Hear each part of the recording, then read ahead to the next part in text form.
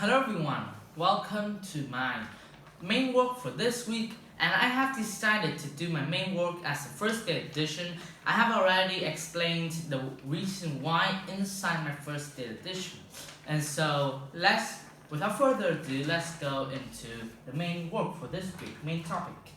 So it is about the concept of data flow.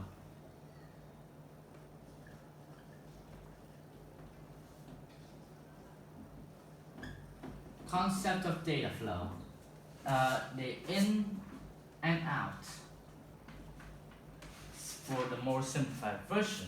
So before I go to the concept of data flow, I need to explain what the concept of data flow is, how many phases are there in data flow, and why only the in and out.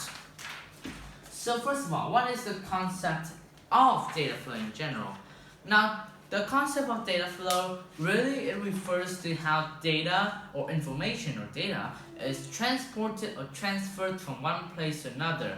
It's just like how data moves. It has nodes, it has models, it has components, how data moves through each of the components, how it enters the system and how it goes out of the system, how it is processed, how it is stored. So that is what the concept of data flow is.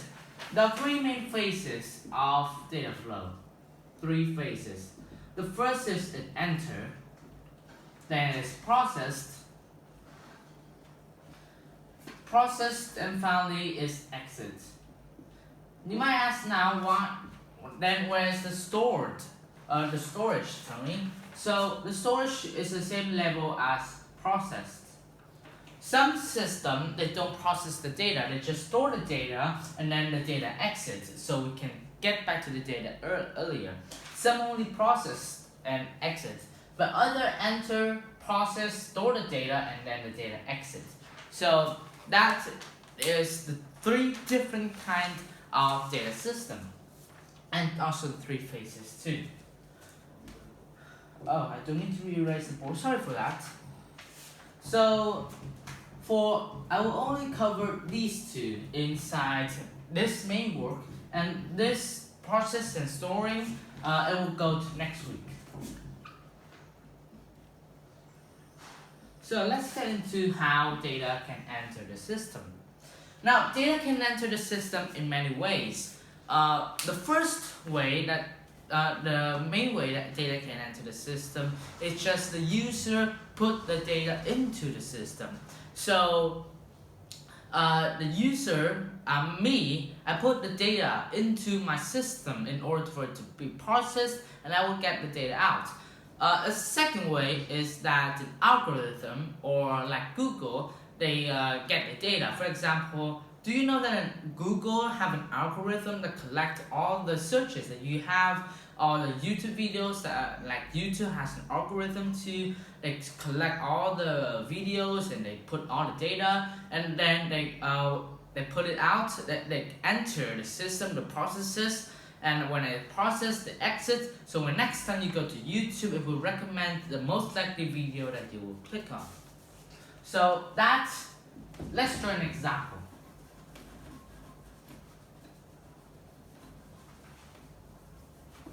So what type of data can go into the system and how data did enter the system? I will answer the how question first. So there are two main ways. First way is user put data there.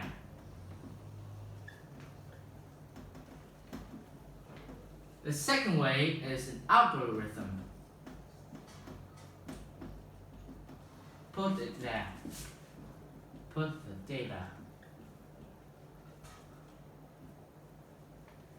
So there are a lot of examples of the second one. For example, YouTube. I just explained earlier that YouTube, there's an algorithm that will collect what you have watched or what you are searching for, and they will recommend to you the videos the next time you go into YouTube. So a very classic example. How about this one? So, for example, there are a lot of data processing centers that when you put data, when you enter the data, just enter for short, it will be processed. Maybe an algorithm on AI will be do the process part, and it will exit as a graph. It will exit as a graph or a diagram in order graph or diagram. In order for you to in order for you to see the in order to understand the data that you put into. A classic example, a real life example is this. Remember my cancer.csv file? Yep, that is an example of a data that is not processed yet. And so I can enter that type of data into a system, into a processing center. And so when it comes out, it will draw for me a graph, whatever they did, I don't know, but it will draw for me a graph or whatever it give out that I can understand. It is easily understandable, and so that is the first way of how data enter the system. So what type of data? What type? What? Just the one question mark. What type of data can enter the system? There are text, images, videos, and drawings. Those four, drawings is in the images. Those three are the most classic example of what data can be stored into the system. So images include a lot of images, and there are also videos too. So what type of data can't enter a system? Now in reality, there aren't any type of data that cannot enter a system. It is just whether the data is suitable to enter that system. So for example, you have a system that's specialized in processing the text, and you send it in images or videos. It doesn't know what to do with it, and so it's not able to process the images and the videos data. But there are some systems out there that cover the whole three, and so a very powerful processing system. So the question is not whether what data can enter, or the question is not what data cannot enter all the system. It's just whether the data is suitable to enter the system or not. So that is how data can enter the system. Then let's start with the key elements. So an efficient data flow system requires data consistency, latency, error handling, and synchronization. So those are the four pillars of an effective and efficient data flow system. So there are a lot of common technologies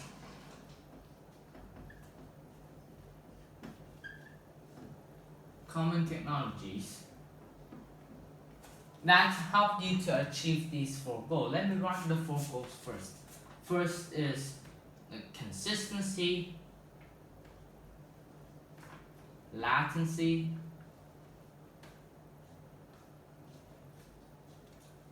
error handling,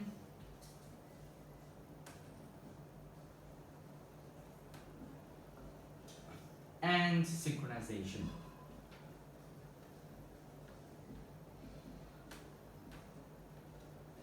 One, two, three, and four. So there are a lot of common technologies that allow to achieve these four goals. And first common technologies that you have is batch processing frameworks.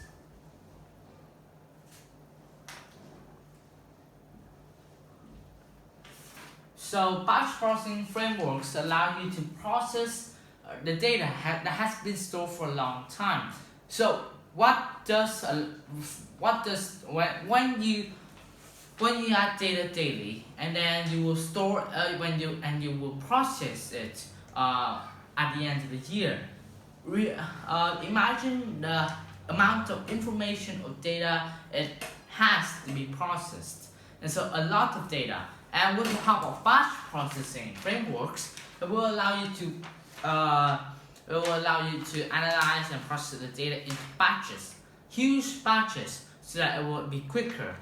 Processing the data day to day take a lot of time. So when you just add the data and at the end of the year, process the data into batch. For example, 3 months, you process the data of the first 3 months from month 1 to month 3, from January to March, then from April to June, and then from July to September and November and October to December.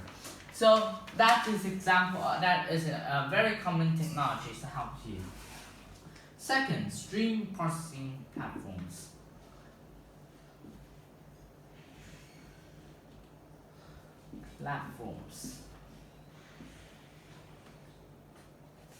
So stream processing platforms, it is very efficient because it will help you to continuously collect and analyze and store and process the data streams. So another common technology. Third one, event-driven architect. Event-driven architect. So the event-driven architect, it allows you to first detect, then process, then manage, and react to real-time events.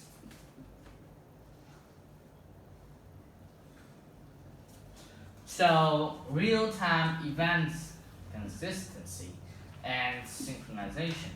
So sorry, not synchronization, only consistency with the real life. So real-time events meaning that if you have data that you put over a year ago, that as for example above, then that data might be outdated.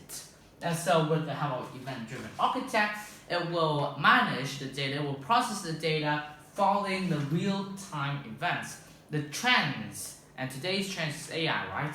The trends of the data, where it's going. Finally, is data pipelines.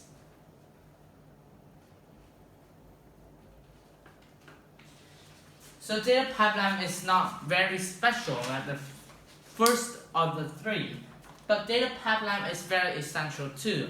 It moves data from one location to another. So yeah, that is the four common technologies that you might find that help you cover these 4 steps. So I think that is a long enough video for my main work for this week. Thank you for listening and see you next time.